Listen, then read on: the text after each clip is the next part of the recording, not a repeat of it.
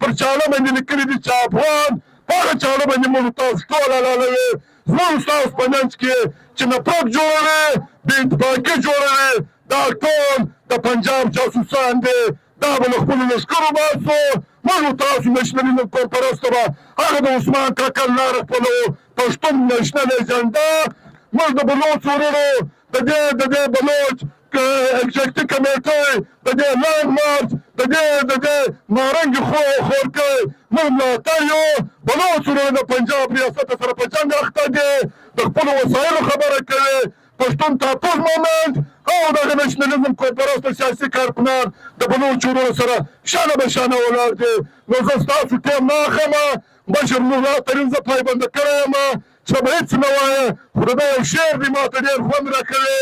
وایي پښتانه که خپل حالات بدلول غواړي، پښتانه که خپل حالات بدلول غواړي، دا زاړه بوتان به ټول لړول غواړي. انقلاب تشې د خولې خبرې نه دی، انقلاب تشې د خولې خبرې نه دی. سم دم خپل ځان په وینو لمبول غواړي. دلته به وطني جاسوسان او د کیڼ دلالان ولاړ وي. پر دوی دا ناره ډېره بده لګېږي. تاسو به په ننګ افغانیت جواب راکوئ. لارابل سوکه ده د پښین په دومرې لویه آبادي کې په دومرې کم تعداد چې راوتلي یاست، په رښتیا باندې تاسو ایماني طور مضبوطه پر ننګ افغانیت خلک یاست. په زور یې جواب لره راکړي. لارابل